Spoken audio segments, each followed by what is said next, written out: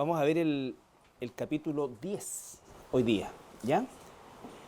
El capítulo 10 de Apocalipsis, que como dice ahí, es un intervalo que se produce antes de la séptima trompeta. Recuerden ustedes que esto es característico también del libro de Apocalipsis. Antes de del séptimo sello hay un intervalo, ¿no es cierto? Antes de la séptima trompeta también este intervalo, y vamos a ver que cuando esté antes de la séptima copa también va a haber un intervalo, ¿ya? Cada uno de estos 7 va cerrando el círculo de la profecía de Apocalipsis. Por lo tanto, antes de ese cierre, ¿no es cierto?, Dios siempre hace este intervalo para mostrarnos algunas cosas. Y aquí específicamente vamos a ver la figura de un ángel fuerte. Vamos a leer entonces el capítulo 10. Vi descender del cielo a otro ángel fuerte, envuelto en una nube, con el arco iris sobre su cabeza, y su rostro era como el sol, y sus pies como columnas de fuego. Tenía en su mano un librito abierto, y puso su pie derecho sobre el mar, y el izquierdo sobre la tierra, y clamó a gran voz como ruge un león, y cuando hubo clamado, 7 truenos emitieron sus voces. Cuando los 7 truenos hubieron emitido sus voces, yo iba a escribir, pero oí una voz del cielo que me decía, «Sella las cosas que los 7 truenos han dicho, y no las escribas». Y el ángel que vi en pie sobre el mar y sobre la tierra, levantó su mano al cielo, y juró por el que vive por los siglos de los siglos, que creó el cielo y las cosas que están en él, y la tierra y las cosas que están en ella, y el mar y las cosas que están en él, que el tiempo no sería más, sino que en los días de la voz del séptimo ángel, cuando él comience a tocar la trompeta, el misterio de Dios se consumará, como él lo anunció a sus siervos los profetas. La voz que oí del cielo habló otra vez conmigo y dijo, «Ve y toma el librito que está abierto en la mano del ángel que está en pie sobre el mar y sobre la tierra». Y fui al ángel diciéndole que me diese el librito, y él me dijo, «Toma y cómelo, y te amargará el vientre, pero en tu boca será dulce como la miel». Entonces tomé el librito de la mano del ángel y lo comí, y era dulce en mi boca como la miel, pero cuando lo hube comido, amargó mi vientre. Y él me dijo, «Es necesario que profetices otra vez sobre muchos pueblos, naciones, lenguas y reyes». Ya. Aquí, como dice acá, ¿no es cierto?, este intervalo entre antes de la séptima trompeta. Recuerden que la sexta trompeta la quinta y la sexta trompeta tienen que ver con la quinta con este tema del abismo, ¿no es cierto?, donde salen los demonios, y la sexta trompeta es ya una preparación para una batalla, es una preparación bélica, pero en lo humano. Entonces tenemos todo esto que vamos sumando, y antes de la séptima trompeta, ¿no es cierto?, ¿qué es lo que dice el ángel, el 4? Cuando los 7 truenos hubieron emitido sus voces, yo iba a escribir, pero oí una voz del cielo que me decía, «Sella las cosas que los 7 truenos han dicho, y no las escribas». Ya, ahora el 6. Y juró por el que vive por los siglos de los siglos, que creó el cielo y las cosas que están en él, y la tierra y las cosas que están en ella, y el mar y las cosas que están en él, que el tiempo no sería más. O sea que esa séptima trompeta marca el final de esta revelación, ¿ya? Pero paradojalmente, en el versículo 4 que leímos anteriormente, en vez de escribir la voz de estos 7 truenos, se le dice que la selle, ¿ya? Todo lo anterior es la única parte donde algo de Apocalipsis, que por esencia es una revelación, es decir, se rompe en sello y se comienza a revelar, es la única parte del libro donde se le pide a Juan selle eso, ¿no es cierto? Ya. A ver después cuándo es que esto se efectúa finalmente. ¿Sería la misma situación que Pablo, que no quiso contar lo que vio? Bueno, hay una situación con Daniel también que se le dice que estas cosas están selladas para el tiempo del fin. Está la situación de Pablo que dice que cada situación tiene una razón de ser. En el caso de Daniel era porque no era para su tiempo y no iba a entender nada. En el caso de Pablo era porque justamente él tenía que eso mantenerlo como una formación personal y no como una forma de validarse a través de eso. Claro. Y esta también tiene una razón de ser, ¿no es cierto? Pero obviamente hay estos quiebres que se hacen de repente en relación a revelaciones que por alguna razón Dios prefiere callarlas, ¿ya? O prefiere sellarlas por un tiempo. ¿Qué es lo que dice el versículo 1? Dice que desciende, vi descender del cielo a otro ángel fuerte envuelto en una nube, con el arco iris sobre su cabeza y su rostro era como el sol y sus pies como columnas de fuego. Se agarró fuerte, ¿ya? Bueno, muchos autores creen o dicen que este ángel es Jesús por las características que se describen, ¿ya? Porque dice qué cosa, envuelto en una nube, con un arcoíris en su cabeza, el rostro era como sol, los pies como columnas de fuego. Entonces, de alguna manera da una apariencia semejante a Jesús. Sin embargo, cuando se desarrolla el capítulo, nos damos cuenta que no puede ser Jesús, que efectivamente dice, este ángel fuerte es señalado como halos, ese que dice, y vi descender del cielo, ese otro es la palabra halos, que significa uno de la misma clase. Y no hay nadie de la misma clase, en primer lugar, que Jesús, ¿no es cierto? Salvo que sea el Padre o el Espíritu Santo. Pero no es un ángel. Por supuesto que es un ángel fuerte, especial. Nosotros no tenemos una dimensión completa de las categorías tales que existen. Sabemos de algunas categorías, ¿no es cierto? Pero en este caso se está refiriendo a un ángel fuerte, es decir, es un tipo de clase de ángel muy similar a los ángeles que aparecen en Daniel o al mismo arcángel Gabriel, ¿no es cierto? O al arcángel Miguel.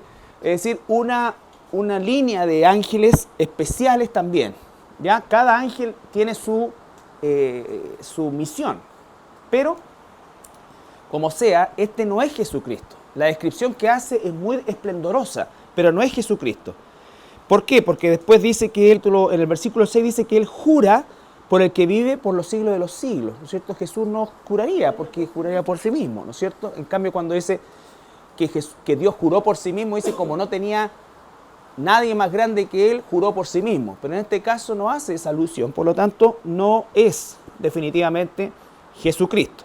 Además, el tercer elemento es que cada vez que Juan veía, ¿no es cierto? Recuerden ustedes, tendía Juan a qué cosa? A adorar, ¿ya? Cuando se le aparece Jesús, adora.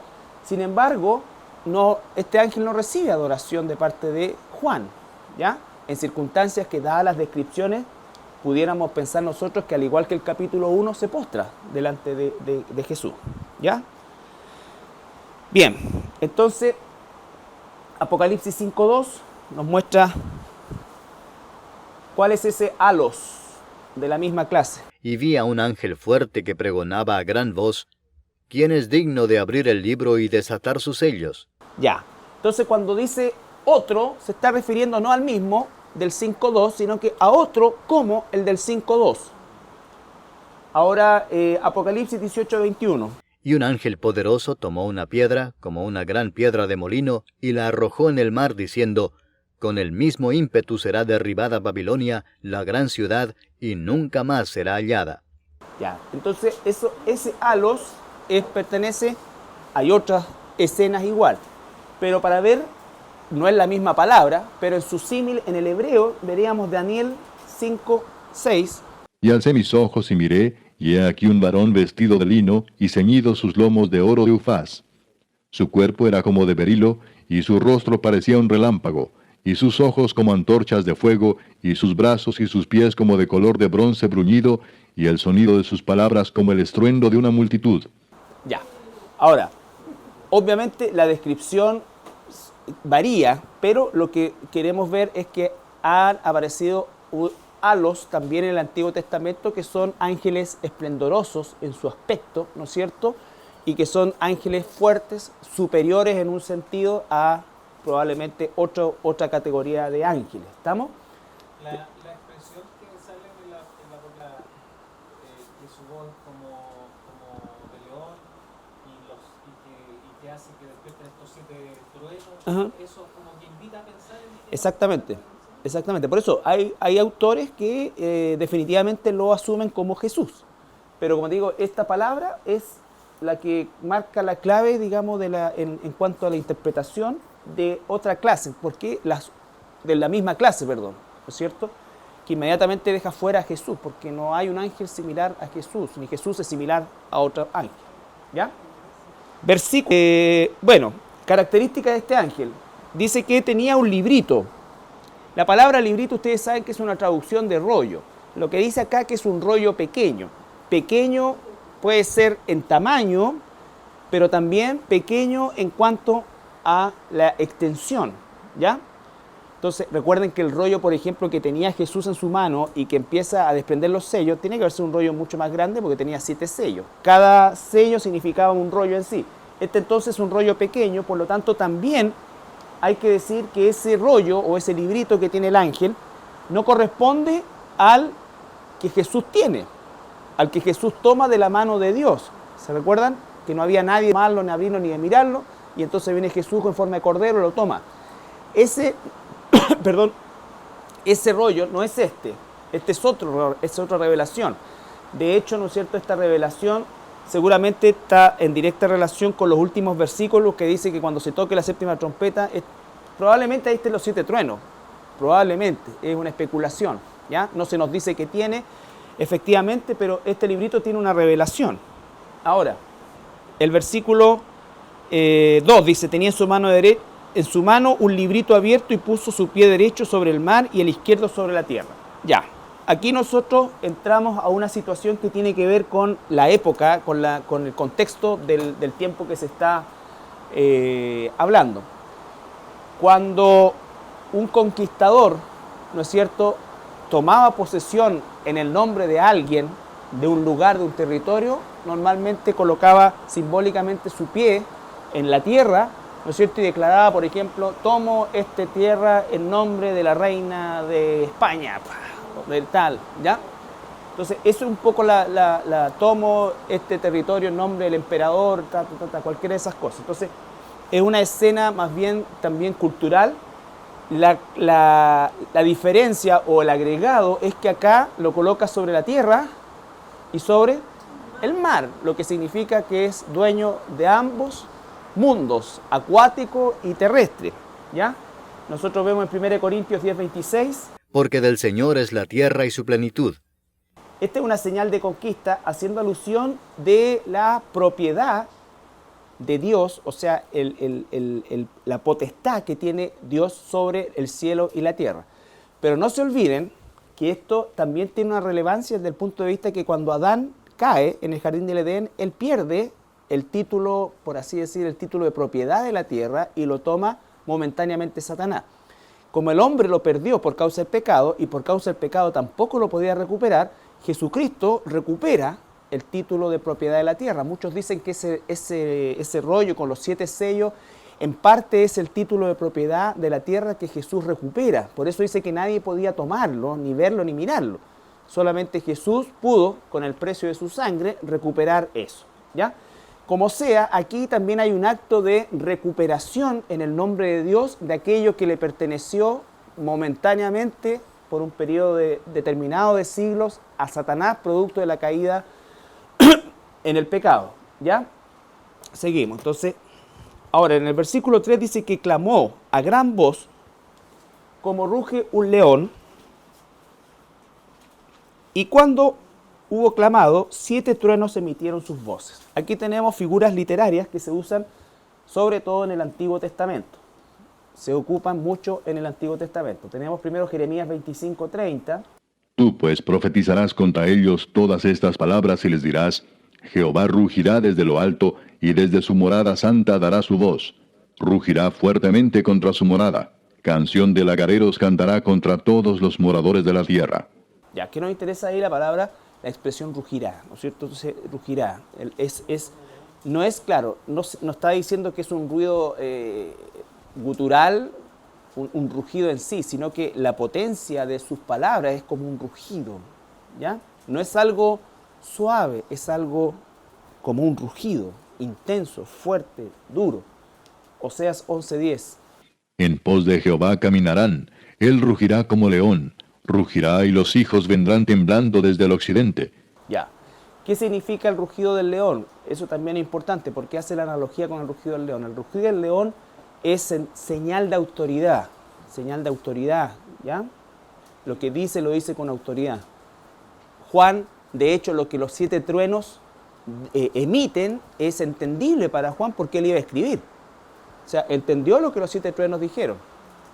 Amós 1:2. Dijo, Jehová rugirá desde Sión y dará su voz desde Jerusalén, y los campos de los pastores se enlutarán, y se secará la cumbre del Carmelo. ¿Ya? Otra vez la analogía con el rugido. Amós 3:8. Si el león ruge, ¿quién no temerá? Si habla Jehová el Señor, ¿quién no profetizará? Entonces ahí tenemos otro argumento de por qué usa la analogía del león. Cuando el león ruge, produce temor, ¿no es cierto? Temor. Entonces, la voz de Jehová, la voz del Señor, la firmeza de sus palabras, lo grande de sus palabras, lo estricto de sus palabras, genera ¿qué cosa? Temor, temor de Dios, ¿ya? En este caso, tenemos a este ángel que está hablando en esa forma.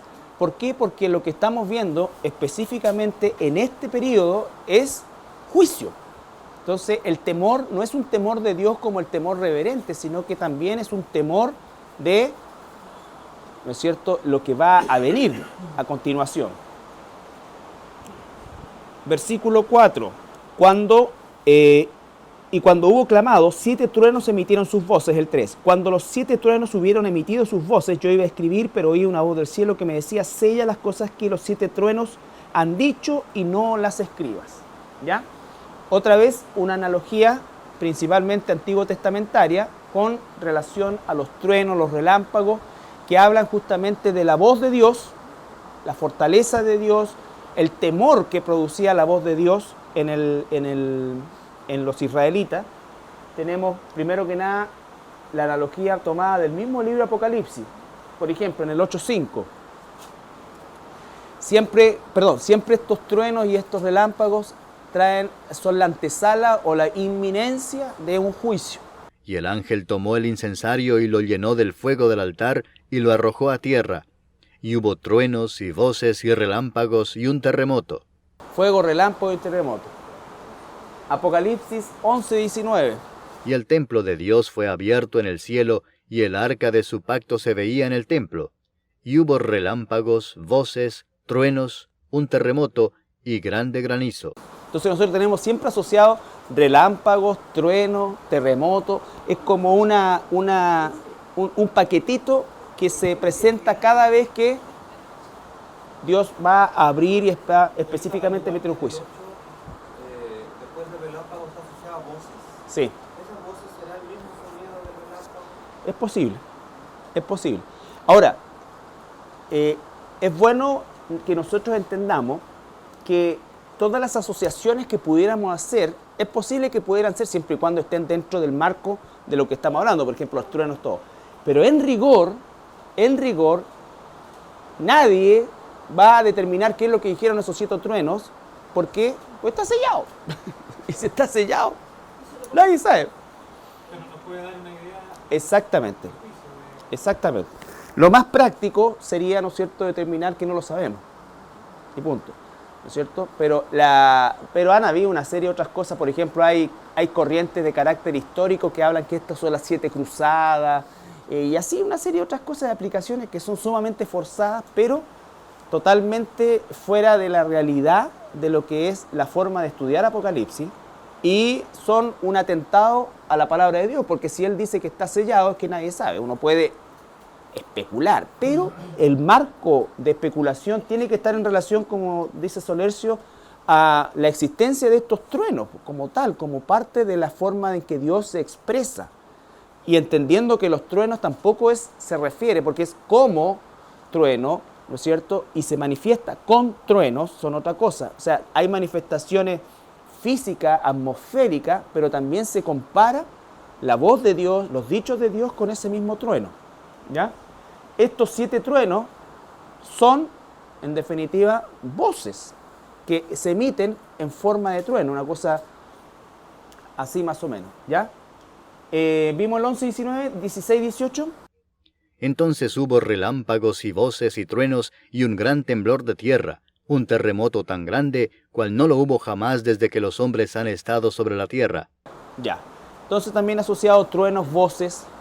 Entonces no es una figura ajena o aislada, siempre está asociada con voces cuando se habla de trueno. Y un par de pasajes del Antiguo Testamento para 2 Samuel 22:14. Y tronó desde los cielos Jehová, y el Altísimo dio su voz, Ya, ahí está, ¿ves? Asociado, exactamente igual, siglos de diferencia entre un libro y otro, sin embargo, la misma línea o hilo conductor. El Salmo 18:13. Tronó en los cielos Jehová, y el Altísimo dio su voz. Granizo y carbones de fuego.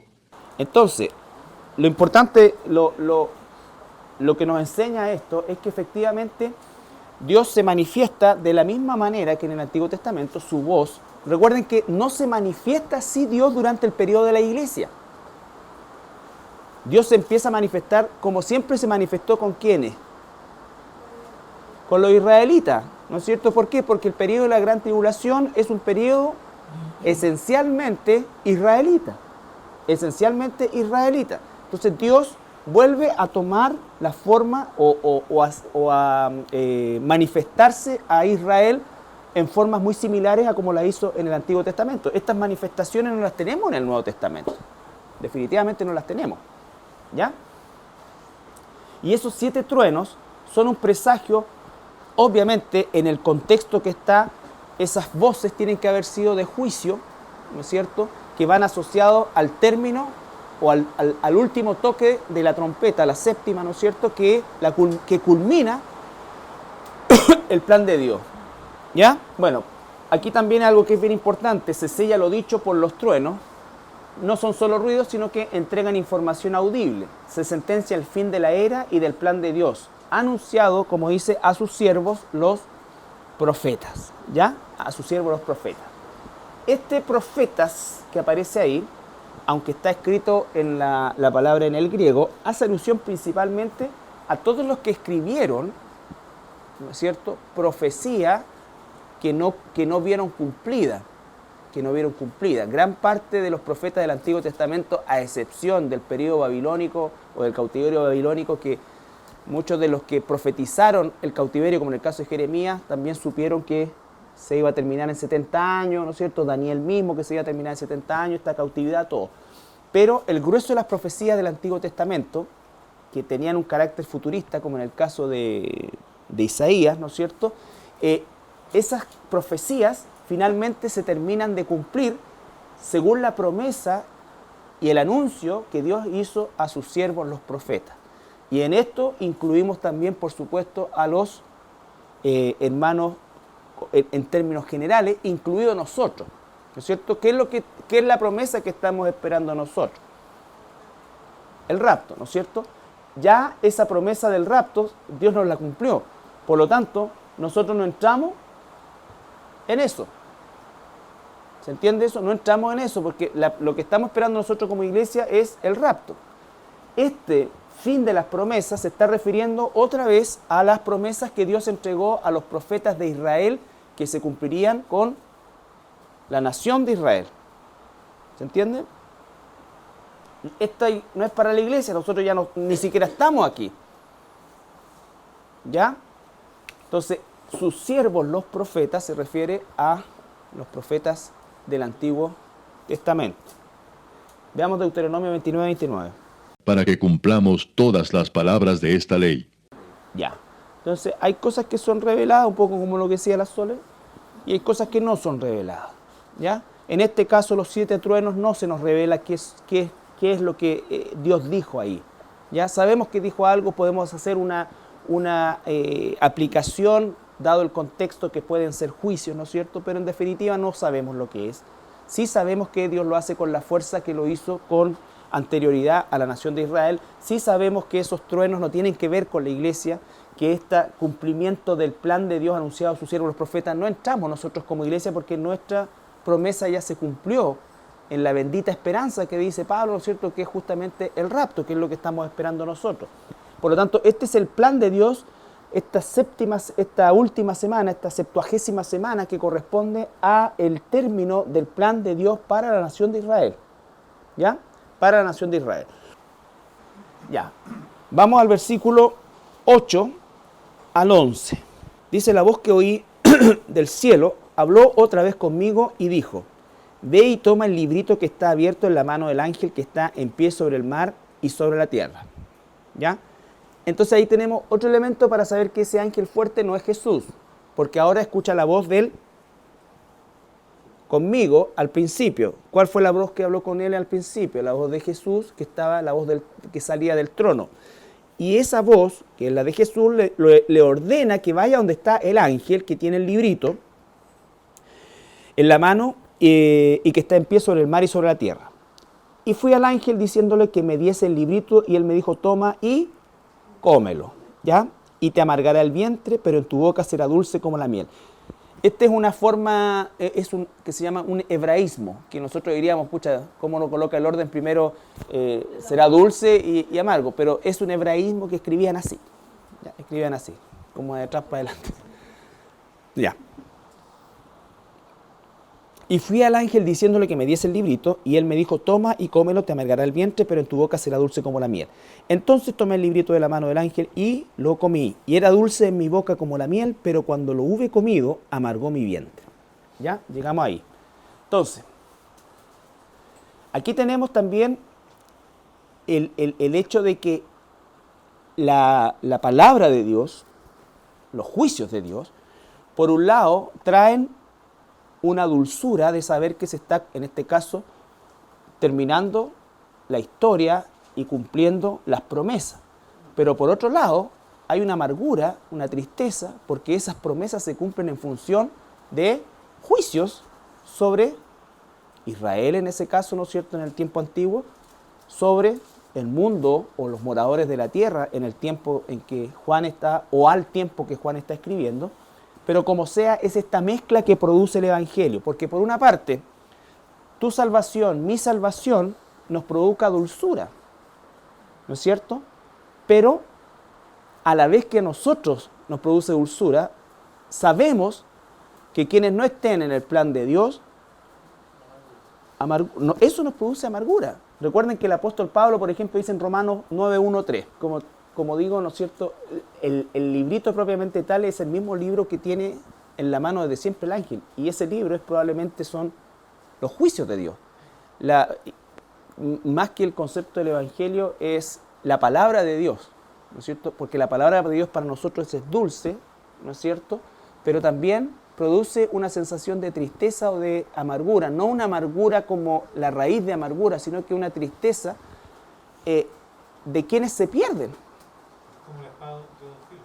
Claro, como de quienes se pierden, de quienes no. Entonces nadie puede estar feliz siempre con el Evangelio. Claro, estamos felices, pero sabemos también que hay juicio, y eso a un cristiano siempre debe producir un grado de tristeza. 9:1-3. Verdad digo en Cristo, no miento, y mi conciencia me da testimonio en el Espíritu Santo, que tengo gran tristeza y continuo dolor en mi corazón, porque deseara yo mismo ser anatema, separado de Cristo, por amor a mis hermanos, los que son mis parientes según la carne. Claro, ¿cuál era la tristeza de Pablo? Dice él, eso, tengo tristeza. Eso es lo que produce el Evangelio. ¿Era Pablo un hombre amargado? Claro que no.